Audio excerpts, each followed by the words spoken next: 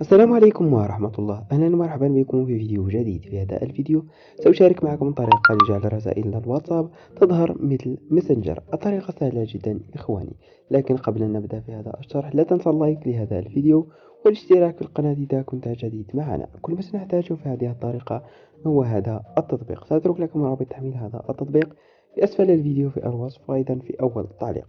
أول شيء عندما تقوم بتحميل التطبيق وتثبيته في هاتفك سيظهر معك بهذا الشكل.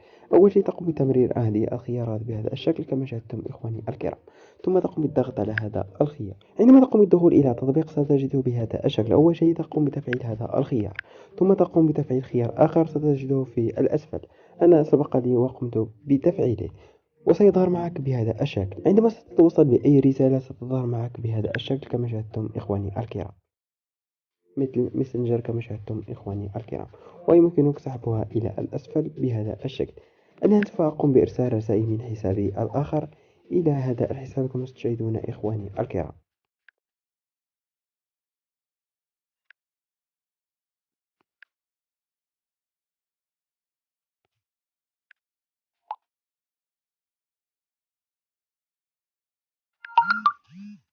كما شاهدتم إخواني الكرام ستتوصل بهذا الشكل،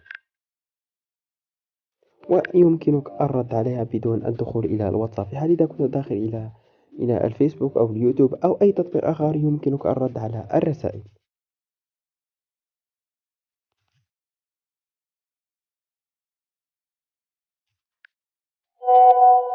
كما شاهدتم إخواني الكرام، وعندما تقوم بالخروج من الواتساب ستبقى هذه الدردشة مفتوحة كما شاهدتم إخواني الكرام. عندما تتوصل بأي رسالة يمكنك الرد عليها كما شاهدتم إخواني الكرام. للتذكير سأترك لكم رابط تحميل هذا التطبيق في أسفل الفيديو في الوصف وأيضا في أول تعليق. وبهذا قد يكون انتهى شرحنا لهذا اليوم. إلى اللقاء في حلقة قادمة بإذن الله، والسلام عليكم ورحمة الله.